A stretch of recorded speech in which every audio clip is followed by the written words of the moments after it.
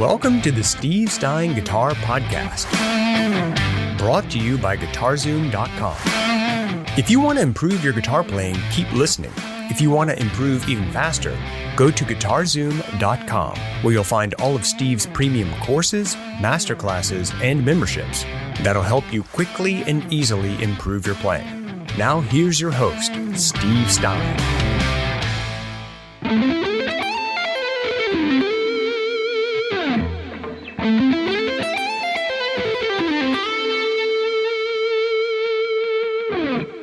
Hey, Steve Stein here. Thank you so much for joining me for my 10-minute rock licks lessons, where we're going to be looking at different fun and creative rock licks that you can use in your playing. If you like this, please do me a favor, like and share and subscribe to the channel, and check out my guitar courses, namely my guitar course Rock Licks over at GuitarZoom.com. Let's go ahead and get started. All right, in this lick, what we're going to be using is an A minor style arpeggio, and then we're just going to tag it with some other stuff. And I always try and encourage people to do things like this to kind of break out of always doing the same old with playing the scales up and down. This is a very simple idea, and it doesn't need to be fast. It's whatever you like. What we're going to be doing here is I'm going to go from 12 to 10 to 9, and I'm playing those as downs. So I'm pushing through with the pick, playing 3 downs. Okay? So if you look at that, I'm playing an A minor arpeggio right there. I'm playing the root, the 3rd, and then the 5th right there, okay? And then what I'm going to do is I'm going to move up, and I'm going to play the same notes again in the next octave. Okay? Now, as I make this a little faster, what I do is I play down, down, down, I push through, and then I slide up to that 14, and I play that as an up, and then I play 2 downs again. But again, you have to figure out kind of what works best for you. And then what I'm going to do is I'm going to make this larger interval move. I'm going to move up to 17 there. And I'm going to play 17, 13, 17, 13. So notice how I'm sliding from that 15 up to the 17.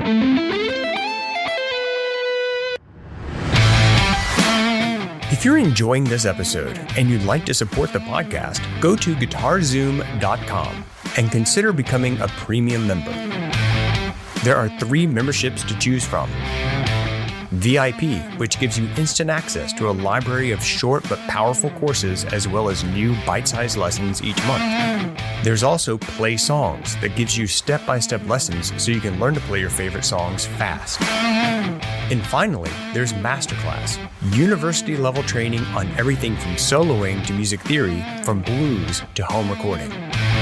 For more info about these memberships and all the premium courses available to you, go to GuitarZoom.com.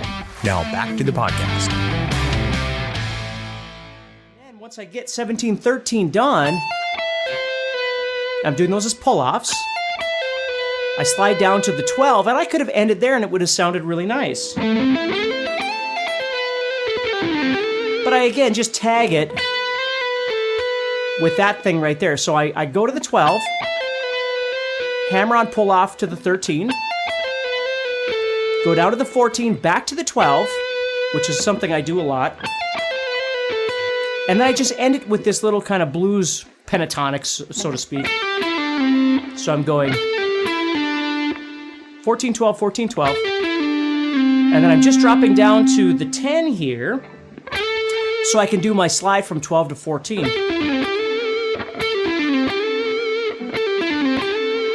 Okay, so if you think about it, there's a lot of little parts here that you could learn how to do. You don't have to do this whole thing in its entirety. Just grab the parts that make most sense to you and are useful to you. So here we go. One more time, nice and slow.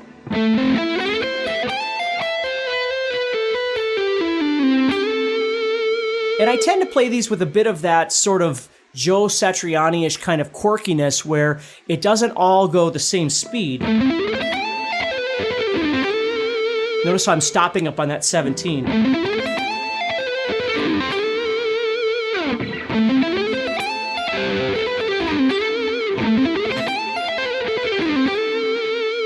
So it's a great little lick that you can learn how to play. Again, it works great over A minor, could work over C major. Again, relative major and minor always works well. Give you a little more bang for the buck, so to speak. So if this is something that works for you, please do me a favor. Subscribe to the channel, like and share the video, comment if you'd like. And then do me a favor, head over to GuitarZoom.com and check out my guitar course, Rock Licks, where I have all kinds of different licks that are set up within the context of actual backing tracks in different styles, different tempos, different grooves, that sort of thing. And of course, I have other guitar courses there too. So take care, stay positive, and I'll talk to you soon.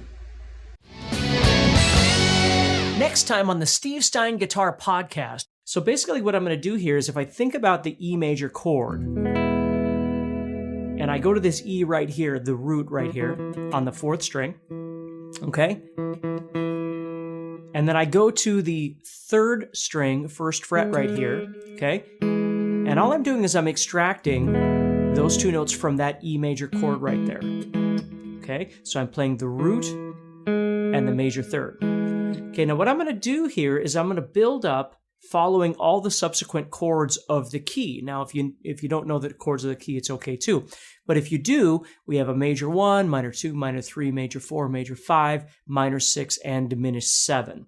So what I'm going to do here is I'm going to play major, and then I'm going to move up to the 2 chord F sharp minor here. I'm going to play a minor triad using the root and the 3rd. So I'm going major, minor, minor, major, major, that'd be for the 4 and the 5 chord, minor, and then we'd move up again and we'd have diminished, but when we're just using the root and the 3rd, it still looks like a minor right here. So the great thing about this is you can think just this pattern. Even if you don't know your theory, you can think major, minor, minor, major, major, minor, minor. Again, the chord itself would be diminished, but that first interval there would still be minor. And then major. Hey, Steve Stein here from GuitarZoom.com, and thank you so much for listening to this podcast. If you enjoyed this episode, can I ask you a favor? Please subscribe, leave a review, and share it with a friend. Your feedback means more to me than you'll ever know. And be sure to check out my YouTube channels where you'll find over 1,000 videos to help you with your guitar playing. Thanks again for listening. Stay positive, keep playing, and keep having fun. If you'd like some help with your guitar playing but you're not sure how to get started, go to GuitarZoom.com and look for the Help Me Choose survey. By answering a few simple questions, you'll get Steve's personal recommendation of the perfect course for you. All this and more is available for you at GuitarZoom.com.